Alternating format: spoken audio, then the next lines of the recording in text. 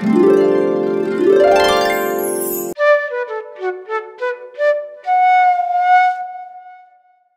వరుణ సూక్తం ఇది ఋగ్వేదంలో 7వ మండలంలో ఉంది. ఈ 7వ మండలం వశిష్ఠుడికి చెందినటువంటి మండలం. వశిష్ఠుడు ఆయన కుటుంబానికి చెందినటువంటి మండలం ఈ 7వ మండలం. ఇందులో 86వ సూక్తం ఈ వరుణుడి గురించి చెప్పినది. ఇందులో దేవత వరుణుడు ఇది అంతరిక్ష స్థానీయ దేవత. అంతరిక్ష స్థానీయ అంటే మిడిల్ లెవెల్, అంటే మేఘాలు అవి అక్కడే కదా ఉంటాయి. వరుణుడు అంటే వానదేవుడు అంటంగా, వానదేవుడు. సో వానదేవుడు అంతరిక్ష స్థాన దేవత. ఇందులో 8 మంత్రాలు మాత్రమే ఉన్నాయి. ఛందస్సు త్రిష్టుప్లో ఉంది. ఈ వరుణ సూక్తాన్ని చదివే ముందు అసలు వేదంలో, ఋగ్వేదంలో వరుణుడి గురించి ఉన్నటువంటి కాంటెక్స్ట్ ఏమిటి అనేది చూస్తే, ప్రముఖంగా మనందరికీ తెలిసింది వరుణుడు అంటే వానదేవుడు. మేఘాల్లో నుంచి వచ్చే వర్షం, ఆ వర్షం వల్ల నదులు అన్నీ కూడా ప్రవహించటం, భూమి అంతా కూడా సుభిక్షంగా ఉండటం, మనుషులంతా హాయిగా బతకడం, దీనికి అంతటికీ కారణమైనటువంటి దేవత వరుణుడు. ఇది మనకు తెలిసింది. అంతేకాకుండా ప్రతి దేవత కూడా వేరు కాదు. ఇక్కడ ఆ నీటికి సంబంధించినటువంటి కార్యక్రమంలో చెప్పుకున్నప్పుడు వరుణుడు అంటాం తప్ప, వీటిలో ఉండే చేతనత్వం అంతా కూడా పరమాత్మే. పరమాత్మగా వరుణుణ్ణి మనం పరమాత్మగా భావించినప్పుడు ఆయనకి వరుణుడు అంటే వరుణుడుగా ఉంటూ పరమాత్మగా భావన చేసేటట్లయితే, ఆయన చేసేటటువంటి ధర్మం నిర్వర్తించే ధర్మాలు ఏమిటంటే, రథాన్ని ఆయన కాపాడుతాడు. ఋతము అంటే విశ్వధర్మం. విశ్వధర్మం అంటే ఈ విశ్వం అంతా కూడా ఒక పద్ధతిలో సాగిపోతూ ఉండటానికి. మనకు తెలిసిన విశ్వం ఎలా జరుగుతుందో, ఎన్నో నక్షత్ర మండలాలు, సూర్యమండలాలు, సూర్యుడే నక్షత్రం, వీటి చుట్టూ ఉండేటటువంటి గ్రహాలు, ఇవన్నీ ఒక నియమబద్ధంగా తిరుగుతూ ఉండటం, ఇవన్నీ ఒక స్టేబుల్ గా ఉండటం, ఇలా ఉంటేనే ఇది నడుస్తోంది. వీటిలో ఏ విధమైనటువంటి తేడాలు రాకుండా. సో ఈ నియమబద్ధంగా విశ్వమంతా సాగిపోయేలాగా ఆ విశ్వ నియమాన్ని పాటింప చేయడమే ఋతము అని అంటే, విశ్వ నియమమే ఋతము అంటే దాన్ని పాటింప చేసేవాడు వరుణుడు. ఈ విశ్వ నియమం పాటింపబడాలి అని అంటే, ఈ విశ్వంలో ఉండేటటువంటి ప్రకృతులు, విశ్వం అంటేనే ప్రకృతి, జీవులు, వీళ్ళందరూ సరిగ్గా ఉండాలిగా. వీళ్ళు సరిగ్గా లేకపోతే విశ్వ నియమం చెడిపోతుంది. ఇప్పుడు మనం జస్ట్ ముందు చెప్పుకున్నది ఆ మాటే కదా. ఆ విశ్వ నియమాన్ని మనం చెరిపేస్తాం, మనం ధర్మబద్ధంగా ప్రవర్తించకపోయినట్లయితే. అంచేత వరుణుడు ఏం చేస్తాడంటే, ఆయన ఈ విశ్వ నియమం పాలింపబడటం కోసం జనమంతా కూడా ధర్మబద్ధంగా ఉంటున్నారా లేదా, వీళ్ళ పాపాలు చేస్తున్నారా, పుణ్యవంతులుగా ఉంటున్నారా లేదా అని ఆయన అన్నీ చూస్తూనే ఉంటాడు. ఆయన సర్వజ్ఞుడు, ఆయన తెలియంది లేదు. ఎవరెక్కడ ఏం చేస్తున్నారో అన్నీ ఆయనకి తెలుస్తూనే ఉంటాయి. ఇలా తెలుస్తూ ఉండే ఆయనని మనం ఏమిటంటే, మన దగ్గరికి వచ్చేటప్పటికి ఇక్కడ ప్రత్యేకంగా ఇక్కడ ఋషి వశిష్ఠుడు. వశిష్ఠుడు అంటే మనిషి, మనలాంటి వాడు. ఆయన దేవత కాదు, ఆయన ఒక మహర్షి. అంటే గొప్ప ధర్మవర్తనుడైనటువంటి మహర్షి. ఎంత ధర్మవర్తనుడైనప్పటికీ ఒక విషయం ఉంది: పాపం అంటూ చెయ్యని వాడు ఉండడండి. తెలుసో తెలియకో పాపాలు జరుగుతూనే ఉంటాయి మన వల్ల. ఈ పాపాలు జరిగినప్పుడు మన బోటుగాళ్ళు అయితే తెలిసి చేస్తాం, పాపాలు తప్పులు తెలిసి చేస్తాం, మనం కావాలని చేస్తాం. అంటే తప్పని తెలిసి అవసరానికి చేస్తాము, తప్పు చేయకూడదని తెలిసి కావాలని చేస్తాం, అది దుష్టబుద్ధి అది. సో ఇలా రకరకాల బుద్ధులతో మనం చేస్తాం, కానీ మహర్షులు కావాలని తెలిసి చెయ్యరు, కానీ తప్పులు జరుగుతాయి. తప్పులు జరగకుండా ఎందుకు ఉంటాయి? తప్పకుండా జరుగుతాయి.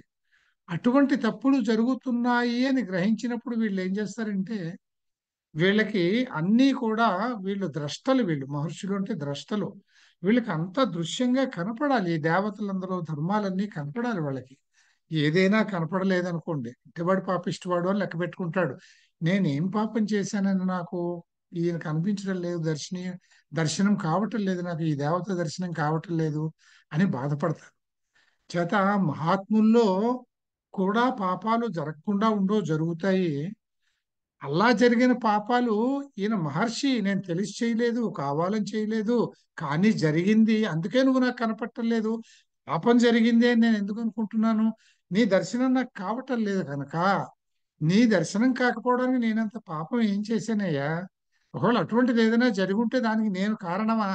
దీన్ని ఏమంటాము అంటే, మనకి తెలియని పాపాలు, తెలియకుండా జరిగిన పాపాలకి మనం పశ్చాత్తాపపడడం ఒకటి, ఆక్రోశించడం ఒకటి. తెలియకుండా చేసిన పాపం నాదెందుకు అవుతుంది? నీ వల్లే జరిగిందయ్యా, ఇది దైవకృతం అని దేవుడి మీదకి నెట్టేయడం. ఇది ఒక రకమైన భక్తి అన్నమాట ఇది. నీ వల్లనే జరిగింది, అది పాపకృతం, నాకు తెలిసి చేయలేదు, నేను కావాలని చేయలేదు, జరిగిందని కూడా నాకు తెలియదు, నువ్వు నాకు కనపట్టలేదు అంటే నేనేదో పాపం చేశాను. ఏం చేశాను? అలాంటిది ఏదైనా నాకు తెలియకుండా జరిగితే నువ్వే కదా దానికి కారణం, నేనెందుకు కారణం అవుతాను దానికి అని చెప్పడం. ఒకవేళ జరిగిందేని అనుకోబోయా, నేను పశ్చాత్తాపడతాను, నాకు పశ్చాత్తాపం ఉంది, నేను పశ్చాత్తాపడిన వాడితో సమానం. ఎందుకంటే కావాలని చెయ్యలేదు, తెలిసి చెయ్యలేదు కనుక. ఒకవేళ పాపమే జరిగి ఉంటే దానికి పశ్చాత్తాపడుతున్నాను, నన్ను కరుణించు, నన్ను మంచిగా చూడు, నన్ను పాపిష్టి వేళ నాకు నీ దర్శనం కలిగించకుండా నన్ను ఎందుకు దూరం పెడతావు అంటే, దుర్భిక్షాలు ఇవి రావడం అన్నమాట. వరుణదేవుడు కనిపించట్లేదంటే వర్షాలు కురవకపోవడం, లేదు ఇగో ఇప్పుడు మనకి జరుగుతున్నట్టు అతిగా కురవటం, ఇవన్నీ దుర్భిక్షాలే. అతివృష్టి అనావృష్టి ఇలాంటివన్నీ జరుగుతూ ఉంటాయి. ఇవన్నీ నా పాపాల వల్లే జరుగుతున్నాయి, నేను తెలిసి పాపం చేయలేదు. ఒకవేళ చేసుంటే దానికి కారణం ఎవరు? నువ్వే. నేను చేశానా అని ఉదాహరణ కూడా మనం చెప్పుకోవచ్చు. శ్రీరామచంద్రుడు రామో విగ్రహవాన్ ధర్మ అని చెప్పాము. ధర్మము అంటేనే శ్రీరాముడు. మరి అటువంటి శ్రీరాముడు తెలియకనే మాయలేడి కోసం సీతాదేవిని వదిలిపెట్టి వెళ్ళాడా? సీతాదేవి అడిగింది, ఆమె భ్రమలో ఉన్నది. ఒక లేడీని చూసి బంగారు జింక అని భ్రమపడి తెచ్చిపెట్టమని అడిగింది. శ్రీరాముడు ధర్మస్వరూపుడు ఆయన. ఆయనకి తెలీదా సీతాదేవి కోరిక సమంజసం కాదు, అది భ్రమ అని తెలీదా? తెలిసి ఎందుకు వెళ్ళాడు? తప్పు కదా, ఆయన చేసింది తప్పు కదా. అక్కడికి పోని లక్ష్మణుడు వారించాడు, ఏమని? రామా, అది అన్నా అది ఏదో మాయయ్యా, అది బంగారు లేడు ఎక్కడ ఉంటుంది, మాయా, నువ్వు వెళ్ళబోకు, ఏదో ఇది మనకు అపకారాన్ని సూచిస్తున్నది, నువ్వు వెళ్ళొద్దు అని బ్రతిమలాడతాడు. అయినా శ్రీరాముడు వెళ్ళాడు. ఎందుకు వెళ్ళాడు? ఎందుకు వెళ్ళాలి? ఆయన తెలియక వెళ్ళాడా? ఆయన పురుషోత్తముడు అని అంటాం కదా, శ్రీరామచంద్రుడు అంటే ధర్మస్వరూపుడు, ధర్మస్వరూపమే. ఆయన పురుషోత్తముడు, ఆయనకి తెలియక వెళ్ళాడా? వెళ్ళాడు. అంటే ఏమిటి? పాపం జరిగింది, అది దైవ ప్రేరితం అంతే. పాపం జరిగింది, పాపానికి శిక్ష అనుభవించడా లేదా? సీతా వియోగం, ఆ వెళ్ళటం వెళ్ళటం సీతాదేవి పాపం దూరం అయిపోయింది కదా ఆయనకి. ఇది ఈ పాపం అనుభవించి ఇదే అన్నమాట. ఇక్కడ పాపం శ్రీరామచంద్రుడి తప్పే ఉంది, ఇది దైవకృతం. ఇంకొక ఉదాహరణ కూడా చెప్పుకోవచ్చు. భారతంలో మనకండి ప్రతిదానికి రామాయణం, భారతం, భాగవతం అండి, ఈ మూడు కూడా మనకి ఋతాన్ని తెలియజేస్తాయి, విశ్వధర్మాన్ని. అందులో అన్నింటికీ ఉదాహరణలు దొరుకుతాయి. ఇప్పుడు భారతంలో ధర్మరాజు ఉన్నాడు, సాక్షాత్తు యమధర్మరాజు అంశులు జన్మించిన వాడు ఆయన. ఆయనే ధర్మమే ఆయన, ధర్మాన్ని పోషించేది ఆయన, ధర్మమే ఆయన.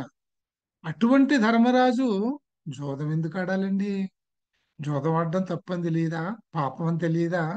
ఒకసారి తప్పు చేస్తే రాజ్యాన్ని పోగొట్టుకుంటే ద్రౌపది ద్వారా ఆయన రాజ్యాన్ని తిరిగి పొందాడు. ఆ జోదమాటలో మళ్ళీ ఆడాడు, వెళ్ళి వాళ్ళు ప్రవోక్ చేస్తే మళ్ళీ ఆడాడు, మళ్ళీ ఆడి ద్రౌపదితో సహా ఓడిపోయాడు.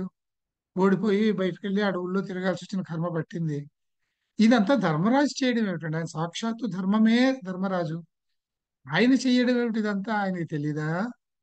ఇది అధర్మం, ఇది చేయకూడని పని అని తెలియదా? చేశాడు. ఎందుకు చేశాడు? చేశాడంతే. అది దైవ ప్రేరితం. అనుభవించాడు, దాని పాప ఫలితాన్ని అనుభవించాడు. ఆయన ఎంత కష్టపడ్డారు వాళ్ళు అరణ్యవాసం, అజ్ఞాతవాసాల్లో. సో ఇది ఆక్రోశం అంటాను దీన్ని.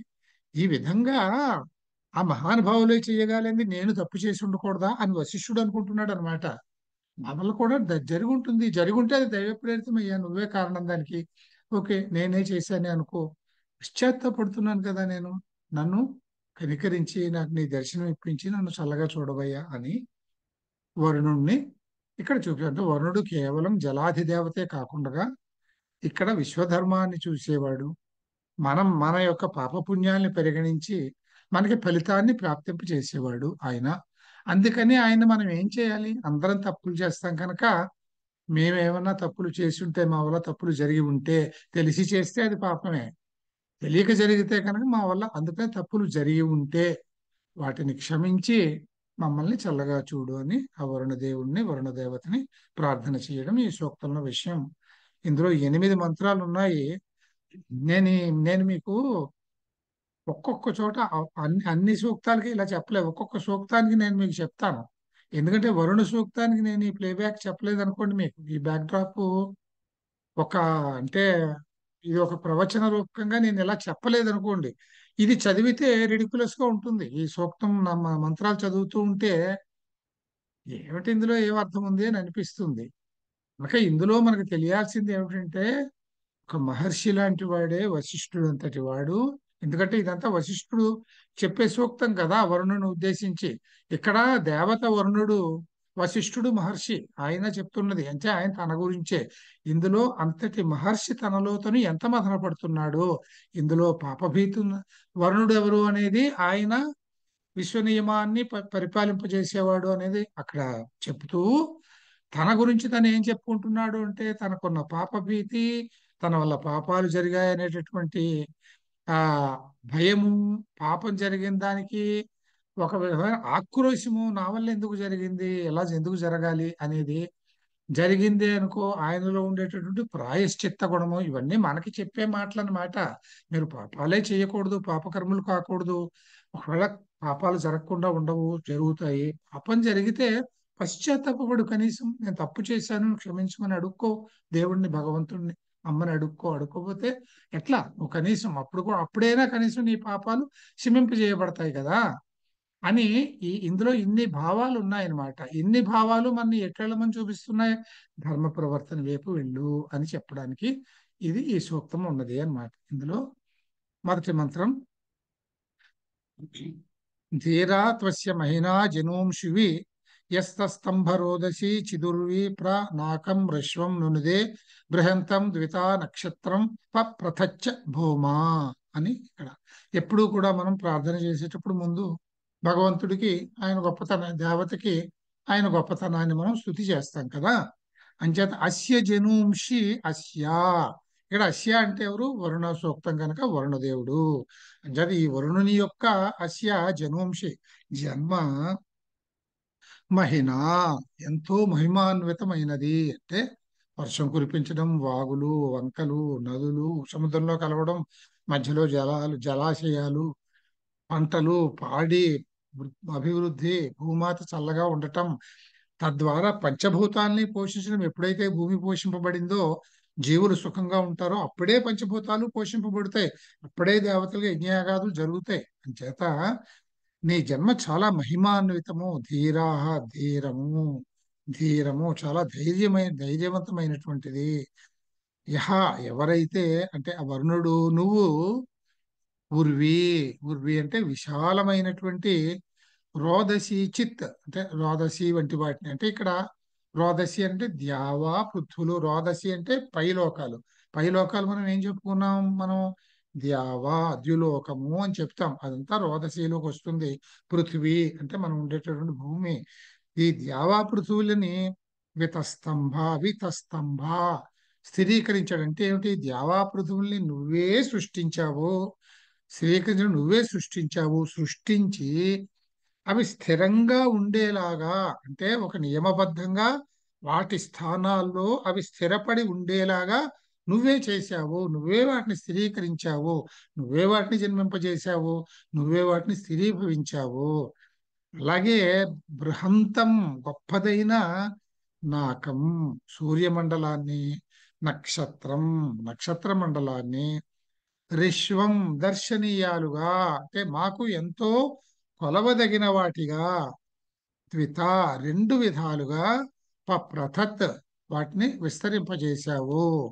హాయిగా అంటే ఇందులో చెప్తున్నటువంటి విషయం ఏమిటి అని అంటే, నువ్వే అంతరిక్షాన్ని, ద్యులోకాన్ని నువ్వే జన్మింపజేసావు, భూలోకాన్ని నువ్వే జన్మింపజేసావు. అంటే సర్వ సృష్టిని కూడా నువ్వే కల్పించావు. కల్పించడమే కాకుండా వీటిల్లో ఏ విధమైనటువంటి ఆ వీరు వైరుధ్యములు లేకుండా స్థిరంగా వేటి పద్ధతిలో అవి మనుతూ ఉండేలాగా నువ్వు వాటిని చేశావు, వాటిని స్థిరీభవించావు.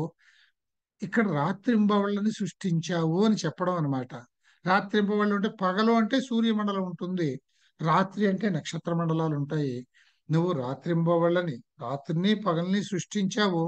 ఇవి అందుకనే ఇక్కడ ద్విత అంటే రెండు విధాలుగా, అంటే ఒక కాలచక్రంలో ఒక దిన ప్రమాణాన్ని రాత్రిగా పగలుగా రెండు విధాలుగా నువ్వు దీన్ని ఋష్వం దర్శనీయాలుగా, మాకు రెండూ కావాలి.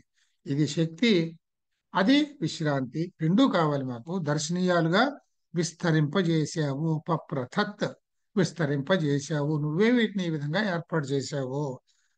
ఆ నువ్వే నాయనా భూమిని కూడా భూమచ ప్రనునుదే విస్తరింపజేశావు, ఆ భూమినే నువ్వు విస్తరింపజేశావు అని ఇక్కడ వరుడు యొక్క గొప్పతనాన్ని మనం ఇక్కడ స్తుతి చేశాడు ఋషి.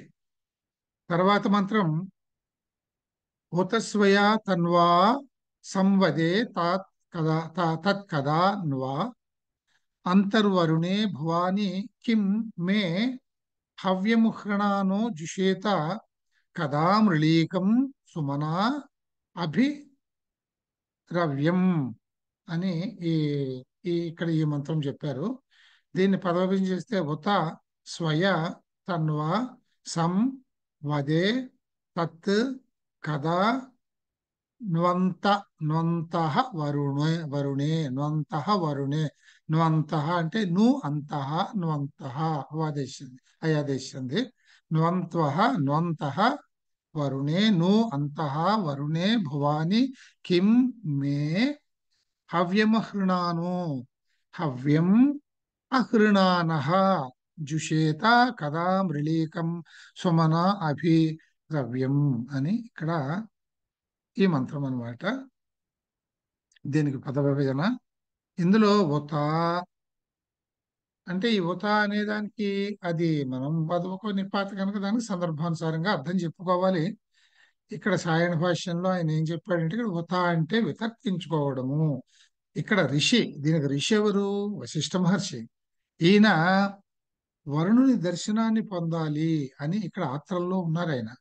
ఈ ఆతృతలో తనని తను వితర్కించుకుంటున్నాడు. దర్శనాన్ని పొందాలి అంటే ఆయన కనపట్టలేదని అర్థం కదా. ఆయన అంటే ఇక్కడ ఋషిగా చెబుతూ ఉంటే ఇవన్నీ సింబాలిక్ మనకి ఇలా కనిపిస్తుంది. అంటే మనకి ఇక్కడ మన ఉద్దేశం ఏంటంటే దుర్భిక్షం, వర్షాలు రావడం లేదు, కనిపించటం లేదు, వరుణుడు కనిపించటం లేదు. ఎందుకు కనిపించటం లేదు అని ఆయనలో ఆయన వితర్కించుకుంటున్నాడు అన్నమాట. వరుణుని దర్శించాలనే ఆతృతలో ఋషి అంటే వర్షాలు పడక దుర్భిక్షం వచ్చింది. ఈ దుర్భిక్షం పోయి వర్షం పడాలి అంటే నేను ఏం చెయ్యాలి అని మనం తపన పడాలి. దానికి కావలసినటువంటి పని మనం చెయ్యాలి అని అర్థం ప్రస్తుత కాలంలో. అంచేత వరుణుని దర్శించాలనే ఆతృతలో ఋషి ఈ విధంగా వితర్కించుకుంటున్నాడు. ఏమని? స్వయా తన్వా, నా ఈ శరీరంతో తత్ ఆ వరుణుడితో సంవదే నేను వాదించగలనా, సంభాషణ చెయ్యగలనా, అంటే మాట్లాడగలనా నేను ఆయనతోటి? ఎందుకు నువ్వు నాకు కనబట్టలేదు అని అడగగలనా? కదాను ఎప్పుడు వరుణుని అంతఃభువాని చిత్తమందు సంలగ్నము కాగలను. అంటే అరుణుడు నన్ను గుర్తించేలా నేను ఎప్పుడు చేసుకోగలను? అరుణుడి చిత్తంలో నేను ఎప్పుడు వరుణుడి చిత్తంలో నేను ఎప్పుడు ప్రవేశించగలను? నేను ఆయన చిత్తంతో నేను ఏకమై ఆయన అంటే ఆయన వేవులెంతలో నేను ఆయనతో సంభాషించగలను. కిం ఏ కారణంతోనైనా అహృణానహ కోపరహితుడైన వరుణుడు ఇప్పుడు ఆయన కనపట్టలేదని కదా మొదలుపెట్టింది ఇక్కడ. ఆయన కనపట్టలేదంటే నా మీద ఏదో కోపం ఉంది, అందుకనే ఆయన నాకు కనపట్టలేదు. ఎప్పుడైనా for some reason or the other ఆయన అహృణానహ కోపాన్ని పోగొట్టుకొని కోపం లేని స్థితిలో మే హవ్యం మమ నా స్తోత్రాల చేత మే హవ్యం, హవ్యం అంటే హవిస్సులు సమర్పించడం అంటే స్తోత్రాలు చేయడము. నేను చేసే స్తోత్రాల చేత, నేను సమర్పించే హవిస్సుల చేత జుషేత సేవింపబడగలడా? అంటే ఎప్పుడైనా ఆయన ఒక క్షణకాలం పాటు ఏ కారణానికైనా తన కోపాన్ని పక్కన పెట్టి నేను సమర్పిస్తున్న హవిస్సులు స్వీకరిస్తాడా? నా స్తోత్రాలను వింటాడా అని సుమనాహ సుమానుష్కుడనైన నేను అంటే నా మీద నాకున్నటువంటి నమ్మకం. నేను అంటే ఇక్కడ ఋషి అని అర్థం చేసుకోండి. నేను అంటే నేను కాదు. సుమనస్కుడని నాది మంచి మనస్సు, స్వచ్ఛమైనటువంటి మనస్సు. నాకేమీ దుష్టపు ఆలోచనలు దుర్బుద్ధులు లేవు, పాప బుద్ధి అంతకంటే లేదు. నేను సుమనస్కుడిని. నేను ఎప్పుడు కదా, ఎప్పుడు మురళీకం, మురళీకం అంటే సుఖప్రదాత, సుఖప్రదాతని, ఇక్కడ సుఖప్రదాత అంటే వరుణుణ్ణి అభిరవ్యం సందర్శిస్తాను నేను, ఎప్పుడు ఆయన చూడగలుగుతాను నేను, ఇది వితర్కించుకోవడం అంటే అని ఇక్కడ ఋషి తలపోస్తున్నాడు అన్నమాట. తర్వాత మంత్రం పృచ్ఛే తదేనో వరుణ దిదృక్షూపో ఏమి చికితుషు విపృచ్ఛం సమానామిన్మే కవయశ్చిత్ ఆహురయం హ తుభ్యం వరుణో ప్రణీతే అనేది తర్వాత మంత్రం. పృచ్ఛే తత్ ఏనో ఏనః వరుణ దిదృక్షు ఉపో, దిదృక్షూపో ఇది దీర్ఘం, దిదృక్షు ఉపో ఏమి చికితుషు చికితుషః విపృచ్ఛం సమానం, సమానం ఇన్మే అంటే సమానం, ఇత్ మే కవయశ్చిత్, కవయః చిత్, చిదాహురం, చిత్ ఆహురయం, ఆహురయం అంటే ఆహుః అయం ఆహురయం, హ తుభ్యం వరుణో వరుణః ప్రణీతే అని ఈ మంత్రాన్ని పదవిభజన చేసుకుంటే వరుణ, ఇక్కడ హ్రస్వం చేశారంటే సంబోధన ప్రథమ ఓ వరుణ, వరుణదేవ, తత్ ఏనః ఆ పాపాన్ని గురించి పృచ్ఛే నిన్ను అడుగుతున్నాను. మనకి ఇక్కడ దర్శనం కావట్లేదు స్వామి, ఎందుకు నేను నిన్ను అడుగుతున్నాను. దిదృక్షు, దిదృక్షు అంటే నిన్ను నేను చూడాలి అని కోరుకుంటున్నాను, నేను మనస్ఫూర్తిగా నిన్ను నేను చూడాలి అని కోరుకుంటున్నాను, నేను సుమనస్కుణ్ణి. నేను ఏ పాప కారణముగా, ఏ పాశబద్ధుణ్ణి నేను నిన్ను చూడలేకపోతున్నానో చెప్పు. అంటే నేను ఏం పాపం చేశాను, ఆ పాపం నాకు ఏ విధమైన, ఏ పాశం ద్వారా నాకు ఆ పాపం సంభవించింది, ఎందువల్ల నేను నిన్ను చూడలేకపోతున్నాను చెప్పు అని అడగడానికి ఆయన కనబట్టలేదు కదా. అందుకని ఈయన ఏం చేయంటే చికితుషః పండితుల దగ్గరికి వెళ్ళాడు. నేను ఇలా వరుణదేవుడి దర్శనం పొందగోరుతున్నాను, సుమనస్కుణ్ణి, నేను ఏ పాశబద్ధుణ్ణయ్యాను, ఆ కారణంగా ఏం పాపాలని చేశాను నేను, ఏ పాపం కారణంగా ఏ పాశాలకి నేను కట్టుబడ్డాను, నాకు ఆయన ఎందుకు కనపట్టలేదు అని చికితుషః పండితులని విపృచ్ఛం, అనేక విధాలుగా పృచ్ఛం అడిగాను.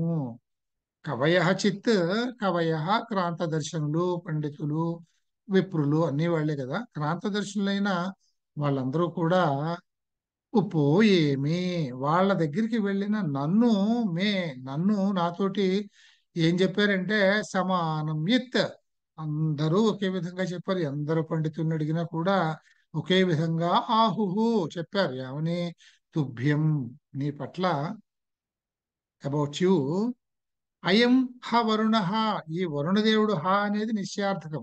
అయం హ వరుణ, ఈ వరుణదేవుడు తప్పకుండా నిశ్చయంగా ప్రణీతే నీ పట్ల కోపంతో ఉన్నాడు, అందుకని నీకు దర్శనం కావట్లేదు అని పండితులంతా నాకు చెప్పారు అని ఈయన, ఇదంతా కూడా ఆయనలో జరుగుతూ ఉన్నటువంటి తర్కం అన్నమాట. తర్వాత 4వ మంత్రం కిమాగ ఆస వరుణ జ్యేష్టం యత్సతో తారం జిఘాంససి సుఖాయం ప్ర తన్మే ఓచే దుళభ స్వధావో అవ త్వనేన నమస తుర ఇయం ఇయాం అనేది ఇక్కడ ఈ మంత్రం. దీన్ని పదవిభజన చేస్తే కిమాగ, కిం ఆగహ, ఆశ వరుణ జ్యేష్టం, యత్ స్తోతారం, యత్ స్తోతారం, యత్ స్తోతారం జిఘాంససి సఖాయం ప్ర తన్మే, తత్ మే ఓచో ఓచః దూళభ, అంటే దూళభ అంటే ఈ లా అనే ప్రయోగం వైదిక ప్రయోగం, లౌకికంలో లేదని చెప్పాను. మనం దూలభ అని పెట్టామంటే దుర్లభము అంటామే, దాని అర్థం బదులు దూళభ అలా ఉండేది అనమాట అప్పుడు ప్రయోగం. స్వధావో అంటే ఇక్కడ స్వధావ, అవ అవగ్రహం, అవ త్వా, త్వా నేనా, త్వా అనేనాహ నమస తుర ఇయాం అని ఇక్కడ పద విభజన. ఇక్కడ వరుణ, ఓ వరుణదేవా, జ్యేష్టం అంటే అత్యంత, అంత పెద్దదైనటువంటి, నా వల్ల అంత గొప్పదైనటువంటి, కిం ఆగహ ఆశ, ఆగహ ఆగము అంటే పాపం అన్నమాట. కిం ఆగహ ఆశ, నా వల్ల ఏ అపరాధం జరిగింది, ఏం తప్పు ఏం పాపం చేశాను నేను. యత్, ఏ కారణంగా. సఖాయం, నేను నీ మిత్రుణ్ణి, నేను ఎప్పుడూ నీతో వైరుధ్యం పెట్టుకోలేదు, నిన్ను ఎప్పుడూ స్తోత్రాలు చేస్తూనే ఉన్నాను, స్తుతిస్తూనే ఉన్నాను. నేను నీ మిత్రుడి వంతువాణ్ణి. సఖాయం, నేను నీ మిత్రుణ్ణి, మిత్రుడినైనటువంటి నన్ను. స్తోతారం, స్తోతారః, స్తోత అంటే, స్తోత అనే దానికి స్తోత్రు శబ్దం, స్తోతారం అంటే ద్వితీయ ప్రయోగం. నిన్ను స్తుతించేటటువంటి నన్ను. జిఘాంససి, జిఘాంససి, జిఘ్రత్ అంటే చంపేయడం, అంటే శిక్షించడం. నన్ను ఎందుకు చంపాలనుకున్నావు, నన్ను ఎందుకు శిక్షించాలనుకుంటున్నావు, నాకు నీ దర్శనం ఎందుకని ఇవ్వట్లేదు. దోలభా, ఇతరులకు బాధింప శక్యము కాని ఓ వరుణదేవ, ఇటువంటివి మనం కొంచెం పొగడ్తగా చెప్పేవి. అంటే, ఓ వరుణదేవా, ఎవరినైనా నువ్వే బాధించగలవు, నువ్వు కనపడడం మానేస్తే చాలు, అయిపోయాడు వాడు. అందుకని ఎవరినైనా నువ్వే బాధించగలవు, కానీ నిన్ను ఎవరు బాధించగలరయ్యా. ఇతరులు ఎవళ్ళకి నిన్ను బాధించ శక్యం కాదు. అటువంటి నువ్వు స్వధావః, ఓ స్వప్రకాశవంతుడా. తత్ మే, తత్ అంటే ఆ పాపాన్ని, అంటే నా యొక్క ఆ పాపాన్ని ఇక్కడ ఏమంటున్నాడు. ఏ ప్రాయశ్చిత్తము చెయ్యటం వలన ఇది పాపభీతి. ఒకవేళ పాపం నా వల్ల జరిగి ఉంటే నేను ఏ ప్రాయశ్చిత్తం చేసుకుని దాన్ని తొలగించుకోగలను అని అడగడం అనమాట. నా చేత జరిగినటువంటి ఆ పాపాన్ని ఏ ప్రాయశ్చిత్తం చేయడం ద్వారా, చేసుకోవటం ద్వారా, తురహ, వెనువెంటనే తొలగించుకొని, అనేనాహ అంటే అపాపుడనై, అంటే పాపాల నుంచి విముక్తి పొందిన వాడినై, నమస, నా నమస్కారాల చేత, నా స్తోత్రాల చేత, నేను సమర్పించే హవిస్సుల చేత, త్వా నిన్ను, అవయ్యాం, నీ దగ్గరికి నేను రాగలను. ప్రవోచ, చెప్పు అని ఇక్కడ ప్రార్థన చేశాడు అన్నమాట. తర్వాత మంత్రం. అవ దృగ్ధాని పిత్ర్యా సృజా నోవయా వయం చక్రుమా తనూభిః అవ రాజన్ పశుతృపం న తాయుం సృజా వత్సం న దామ్నో వశిష్ఠం. ఇక్కడ ఆయన చెప్పుకుంటున్నారు అన్నమాట. దీనికి పదవిభజన చేస్తే, అవ దృగ్ధాని పిత్ర్యా సృజ నో నహ, అవగ్రహం. అవ యా వయం చక్రుమ తనూభిః. అవ ఇక్కడ రాజన్ పశుతృపం, రాజన్ పశుతృపం నా తాయుం సృజా వత్సం నా దామ్నః వశిష్ఠం అని ఈ మంత్రము. దీనికి అర్థము పిత్ర్యా అంటే పిత్రాదుల వలన, పిత్రాదుల ద్వారా ప్రాప్తించినటువంటి నహ మా యొక్క దృగ్ధాని ద్రోహములను, బంధన హేతుభూతములను. ఇక్కడ ద్రోహములను అంటే పిత్రాదు నుంచి ప్రాప్తి ద్రోహాలంటే ఈయన సాయనుడు చెప్పాడనమాట. ఏదో నా పితృదేవతలందరూ ద్రోహాలు చేశారని అర్థం అనుకోబోకండి. ఇక్కడ వాళ్ళ ద్వారానే నేను వచ్చాను, అంచేత నాకు ఆ బంధనాల వల్ల నేను ఏమన్నా పొరపాట్లు చేస్తున్నానేమో అని చెప్పడం ఇక్కడని చెప్పారు ఆయన. నా ద్రోహములను, బంధన హేతుభూతాలని అవసృజ, మా నుంచి వేరు చేయము, అంటే మమ్మల్ని పాపరహితులని చెయ్యము. వయం తనూభి, వయం మేము, తనూభి మా శరీరాలతోటి, మా తనువులతోటి, యాహ చక్రం ఏ ద్రోహాల్ని చేశామో వాటిని కూడా, అంటే అంటే ఇక్కడ చూడండి, పాపాలు రెండు రకాలు ఉంటాయి. జన్మాంతరంగా వచ్చే ఉంటాయి, తర్వాత మనం ఈ జన్మలో చేసేటటువంటి ఉంటాయి. ఇందాక పైన పితృదేవతల ద్వారా సంక్రమించినట్టు నాకు జన్మాంతరంగా జన్మతః వచ్చినవి. అంటే పితృల ద్వారా జన్మ వచ్చింది, కానీ పాపాలు నా వల్లే వస్తాయి.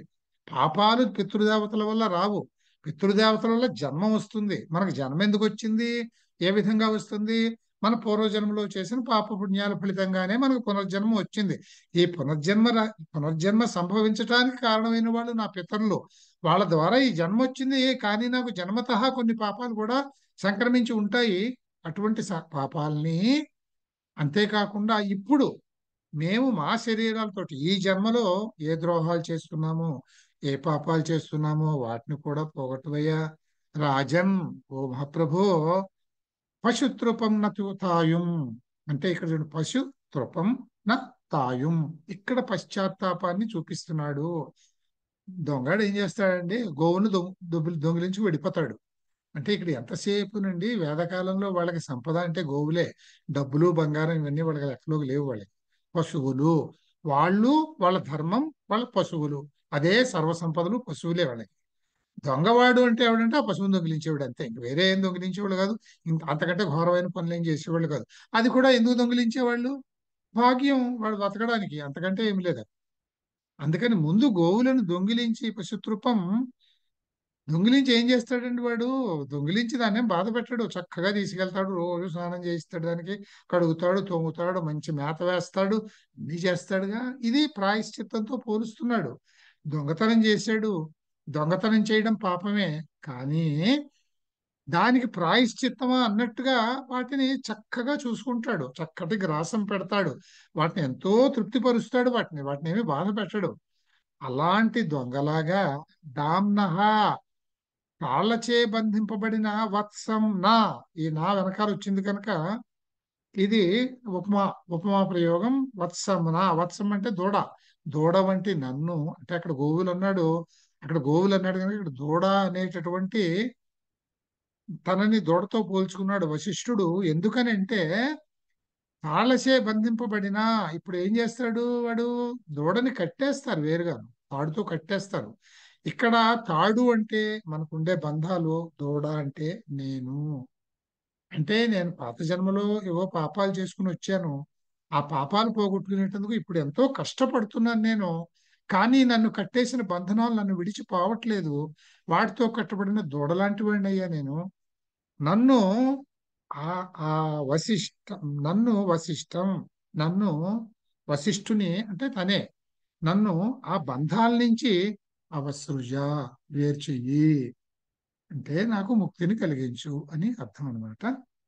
తర్వాతి మంత్రం నా సా సో దక్షో వరుణ ధృతి సా సురా మన్యుర్విభీదకో అచిత్తి అస్తి జాయాన్ కనీయస ఉపారే స్వప్నశ్చనే ధనృతస్య ప్రయోత అనేది మంత్రం. నేను విడదీసుకుంటే నాస, ఇవన్నీ విడిగానే ఉన్నాయి. స్వహ, దక్ష, వరుణ, ధృతి, సా, సుర, మన్యు, విభీదక, అచిత్తి, అస్తి, ఇక్కడ జాయాన్ కనీయస, ఉపారే, ఉపారే, స్వప్న, శన, ఇదన్ ఋతస్య అంటే ఇత్ అనృతస్య ఇదన్ ఋతస్య ప్రయోత అనేది ఇక్కడ పద విభజన. వరుణ, హే వరుణ, సా స్వహ దక్ష నా, పురుషునికి ఉండవలసిన ఆ బలం, దక్షత పాప ప్రవృత్తి కారణంగా ఉండదయ్యా. అంటే పాప ప్రవృత్తి అనేది మాకు కావాలని ఉండదు. ధృతి, ఎందుకంటే పుట్టుక సమయమందే దైవగతి కారణం. నేను పుట్టినప్పుడు జన్మతో వచ్చే ఆ పాపాలు, నేను దానికి కారణం కాదు. ఇప్పుడు నేను దానికి కారణం కాదు. కర్మ వచ్చాయి, కర్మ సంచిత కర్మ నాకు సంచయంగా లభించింది. అది పుట్టుక సమయంలోనే దేవుడు నాకు విధించి ఈ జన్మాన్ని ఇచ్చాడు నాకు. ఆ నిర్లక్ష్యం కారణంగా, అంటే అలా వచ్చిన దానివల్ల, అలా నాకు సంభవించినటువంటి ఆ పుట్టుకతో రావడం అంటే దైవగతి. నాకు తెలిసి పుట్టానా నేను? దైవగతి అంటే ఇది ఆక్రోశమే, తెలిసే పుట్టాం. ఎందుకు పుట్లా? మనం చేసిన పాపపుణ్యాలే మనకి సంచిత కర్మలుగా వచ్చాయి తప్ప, పాపపుణ్యాలుగా వచ్చాయి తప్ప, దేవుడేం పెట్టడు. ఆయనకేం పట్టింది? దేవుడు మనం చెప్పుకున్నాం కదా, ఆయన పరమ న్యూట్రల్, ఆయన తటస్థుడు, ఆయన ఏం పెట్టలేదు. కానీ మన ఆక్రోశం, ఎందుకంటే ఈ జన్మలో నాకు పాప ప్రవృత్తి లేదు, పాప చింతన లేదు, అయినా తప్పటం లేదు అని మనం దేవుడి మీద పెడుతున్నాము. ఇది ఆక్రోశమే, అంతకంటే ఏం లేదు ఇక్కడ. అలా వచ్చినటువంటి జన్మాంతరంగా వచ్చినటువంటి నిర్లక్ష్యం కారణంగా ఏం చేస్తాం?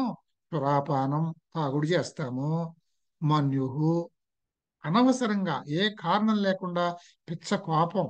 ఈ కోపము, కోరిక కలియుగంలో ఒక మనిషి నాశనం అయిపోవడానికి కారణం రెండండి: కోపము, కోరిక. కోరిక, కోపము. యాక్చువల్ గా కోరిక వల్లే కోపం వస్తుంది, చెప్పండి. కోరిక ఒకటే, ఆ కోరికే లేకపోతే అసలు జన్మధన్యమైనట్లే. అనర్థహేతువైన కోపం వలన విభీదక, ద్యోత సాధన, ద్యోతం అంటే జోదం అనమాట. జోదానికి ప్రకృతి ద్యోతము. జోదం ఆడతాం అంటే ఏమిటి? మనకి పూర్వ జన్మ నుంచి వచ్చిన నిర్లక్ష్యాల కారణంగా ఇప్పుడు తాగుడు, పిచ్చికోపము, జోదవాటము ఇలాంటి అజ్ఞానకరమైనటువంటి పనులన్నీ చేస్తాము. ఇవన్నీ అజ్ఞానంతో చేస్తాం మేము. వీని వల్ల పాపాలు వస్తాయి, పాప ప్రవృత్తి కలుగుతుంది. దీనికే నేను ఉదాహరణగా శ్రీరామచంద్రుడు బంగారు లేడి కోసం వెళ్ళటం, సీతను పోగొట్టుకోవటం అది. అలాగే మా ధర్మరాజు ఏమో జోదం ఆడడం, అడవులకి పోవడం, ఇవన్నీ ఉదాహరణలుగా చెప్పుకోవచ్చు అనమాట మనం. అజ్ఞానం పాప ప్రవృత్తి కలుగుతుంది. ఆ కర్మ అంతే, అది అలా చేసాము, దాన్నే కర్మ అని అంటాం మనం. కర్మ కాదు, కర్మ. అంతేగాక కనీయసహ అల్పుడు, హీనుడు అయిన పురుషుని పాప ప్రవృత్తి అంటే ఎప్పుడైతే పాపం చేశాడో వాడు అల్పుడి కిందే లెక్క, హీనుడి కిందే లెక్క. ఉపాదే సమీపానికి వచ్చినప్పుడు జాయాన్ అస్తి. ఇక్కడ అధికుడివయ్యా నువ్వు, నీ సమీపానికి మేము వచ్చాం. సరే, నేను హీనుణ్ణే, అల్పుణ్ణే, పాపాలు చేసిన వాడినే, అయినా నీ దగ్గరకు వచ్చాను. నువ్వు గొప్పవాడివి కదా, ఈశ్వరుడివి కదా నాకంటేను.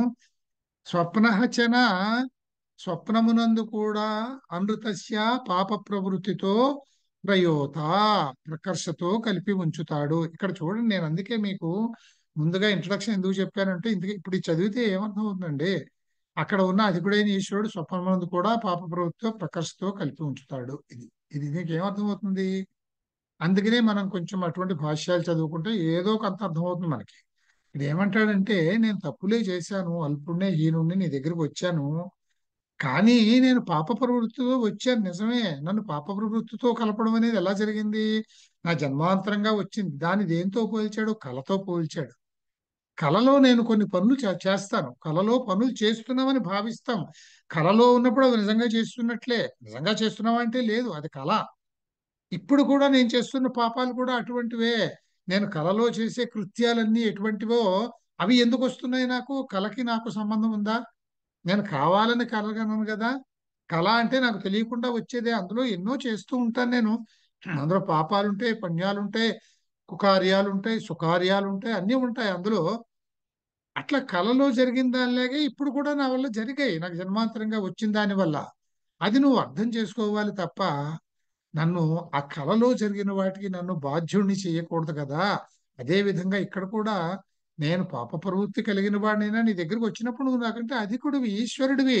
ఇది అర్థం చేసుకో, నువ్వు నన్ను ఇది అర్థం చేసుకో అని నన్ను కలలో జరిగిన వాటికి బాధ్యతని ఇవ్వకూడదన్నట్లుగా ఈ పాపాలకు కూడా నాకు బాధ్యతని పెట్టకు, నన్ను వాటితో కలిపి ఉంచకు. నువ్వు నన్ను కలిపి ఉంచుతున్నావయ్యా, ఎందుకు ఉంచుతావు అలాగా, ఉంచకు అని చెప్పడము అన్నమాట. ఇలా నన్ను కలిపి ఉంచుతున్నావు, ఇది దుగ్ధ అంటాను దీన్ని. ఆ, తర్వాత మంత్రం కరం దాసోన మీళహృషే మీళహృషే కరాణ్యహం దేవాయ భూర్ణయో నాగః అచేతయత్ అచితో దేవో అర్యో గృత్సం రాయో కవితరో జునాతి అనేది తర్వాత మంత్రము. అరం దాసో దాసః నా మీలహృషే. ఇక్కడ కారణ్యహం అంటే కరాణ్యహం చేతులతో నేను అని. కరాణి అహం దేవాయ భూర్ణయే అనాగః అవగ్రహం అనాగాః అచేతయదచితో అంటే అచేదయత్ అచితో అచితః దేవో దేవః అర్యో అర్యః గ్రత్సం రాయే కవితరో కవితరః జునాతి. ఇది పద విభజన. దీని అర్థం మీల్హృషే అంటే ఇక్కడ కోరికల్ని వర్షించేవాడు అని అర్థం అన్నమాట. కోరికల్ని వర్షించేవాడు. భూర్ణయే జగత్ పోషకుడు, జగత్తుని పోషించేవాడు. దేవాయ దానాది గుణయుక్తుడైన వరుణుని కొరకు. ఇక్కడ కోరికలను వర్షించేవాడు అంటే మా కోరికలన్నీ తీర్చు. ఇప్పుడు ఇంత ప్రార్థన చేస్తున్నాం తీర్చమనే కదా, నా పాపాలు పోగొట్టమంటే పోగొడితే నా కోరికను తీర్చినట్లే కదా. అటువంటివన్నీ ఇచ్చేటటువంటి వాడి నువ్వే. అంతేకాదు భూర్ణయ అంటే నువ్వు జగత్ పోషకుడివి. నీ వసధాలు పడితేనే భూమి పోషింపబడింది, భూమి పోషింపబడితేనే పంచభూతాలు పోషింపబడ్డాయి. దాంతోనే ఈ జగత్తు, ఈ సృష్టి పోషింపబడుతున్నది కనుక నువ్వే జగత్ పోషకుడివి. దేవాయ అటువంటి నీ కొరకు చతుర్థి అటువంటి నీ కొరకు, ఈ వరుణదేవుని కొరకు అనాగాహ అహం, అనాగాహ అపాపుడనైన నేను, అంటే ఏ పాపాలు చేయనటువంటి నేను, దాసహనా దాసుని వలె. ఈ నా అనేది కూడా మళ్ళీ తర్వాత పెట్టాం కనుక ఉపమార్థకం. దాసహనా దాసుని వలె. దాసుడు అంటే ఎవరు? స్వామికి పరిచర్యలు చేసేవాడు, పరిచారకుడు. అటువంటి పరిచారకుల్లాగా అరంకరాణి, నీకు ఎన్నో సేవలు చేస్తున్నాను నేను. అంటే మనం చేసే సేవలు ఏమిటి అని అంటే స్తుతులు చేయటము, హవిస్సులు సమర్పించడము, హోమం చేయటము, ఇవన్నీ అన్నమాట. అర్యః దేవః, అర్యః దేవః అంటే పాలకుడు, నియామకుడు అయిన వరుణుడు అచితః, అచితః అజ్ఞానులమైన మాకు అచేతయత్ ప్రజ్ఞను కలిగించుగాక. అజ్ఞానులమైన మాకు ప్రజ్ఞ అంటే అంటే జ్ఞానము, విశేషమైనటువంటి జ్ఞానాన్ని కలిగించునుగాక. కలిగించు అని అడగడం అన్నమాట. గ్రత్సం స్తోతలకి కవితరహ ప్రాజ్ఞుడైన వరుణదేవుడు రాయే ధనాల్ని భాగ్యాల్ని జునాతి ప్రసాదించుగాక, ప్రేరేపించుగాక, ప్రసాదించుగాక అని. తర్వాత మంత్రం అయం సుతుభ్యం వరుణ స్వధావో హృది స్తోమ ఉపశ్రితశ్చిదస్తు శం నః క్షేమే శము యోగే నో అస్తు యూయం పాత స్వస్తిభిః సదానః అనేది. అయం సు తుభ్యం వరుణ స్వధావో స్వధావః హృది స్తోమః ఉపాశ్రితః చిదస్తు చిత్ అస్తు శం నః క్షేమే శము యోగే నః అస్తు యూయం పాత స్వస్తిభిః సదా నః. ఇది పదవ విభజనం, ప్లేన్. అన్ని విడివిడిగానే ఉన్నాయి ఇంచుమించుగా. తర్వాత స్వధావః వరుణ, స్వధావః అంటే అన్నవంతుడు. స్వధావః అన్నాన్ని మనకి కలిగించడానికి కారణమైన వాడు, అంటే తనలోనే అన్నాన్ని కలిగి ఉన్నవాడు. అన్నవంతుడు అయిన అన్నాన్ని కలిగింపజేసేటటువంటి ఓ వరుణదేవ, తుభ్యం నీ కోసమై అయం స్తోమః నేను, అయం స్తోమః ఈ సూక్తం స్తోమహం ఈ ఈ ఈ స్తోత్రం, ఈ సూక్తంతో చేసినటువంటి ఈ స్తోత్రం ఏదైతే ఉందో అది హృది నీ మనసులో, నీ హృదయంలోను సు ఉపశ్రిత అస్తు చక్కగా చేరియుండుగాక. అంటే నువ్వు నా స్తోత్రాల్ని, నా సూక్తాల్ని స్వీకరించదవుగాక. దయచేసి నేను సమర్పిస్తున్నటువంటి ఈ స్తోత్రాల్ని నీ హృదయంలోకి తీసుకో. నహ యోగ, నహ యోగ, నహ అంటే మాకు, ఆ అస్మాకం అన్నమాట. యోగ యోగము అనేది ఆ యోగక్షేమం వహామ్యహం అని ఉంది. యోగానికి క్షేమానికి తేడా ఉందండి. యోగం అంటే ఏమిటి, క్షేమం ఏమిటి అని అంటే, యోగము అని అంటే ఇవాళ నాకు ధనయోగం పట్టిందిరా, వస్తు యోగం పట్టిందిరా అంటే ఏదో వస్తువు కొనుక్కొస్తే ఇవాళ నాకు నూతన వస్తు యోగం పట్టింది రోయ్, నూతన వస్త్రయోగం పట్టింది రోయ్ అని అంటాం కదా. యోగము అంటే లేనిది సంపాదించుకోవడం యోగం, లేనిది కలగజేసుకోవడం యోగం. క్షేమము అంటే ఉన్నది పోకుండా కాపాడుకోవడం, క్షేమంగా పెట్టుకోవడం. యోగక్షేమం వహామ్యహం, కృష్ణ పరమాత్మ చెప్పింది అదే. నన్ను నమ్ముకో, నేను నీ యోగం క్షేమం చూస్తాను, నీకు లేనివన్నీ ఇస్తాను, ఉన్నవి పోకుండా కాపాడుతాను అని చెప్పాడు అన్నమాట. అదే ఇక్కడ నహ యోగ అంటే మాకు అప్రాప్యమైనటువంటి లేని వాటిని తెచ్చివ్వటంలో, పొందించటంలో. అలాగే శం ఉ, అంటే ఇక్కడ శమించుగాక. ఇది ఒక ప్రత్యేకమైనటువంటి ప్రయోగం. ఇది శం అంటే శమించటము, శమించటము అంటే తొలగించటము. గాక ఆశీర్వాదం కింద వాడడం. ఇక్కడ ఇవన్నీ నిపాతులు ఎట్లయినా వాడచ్చు వీటిని.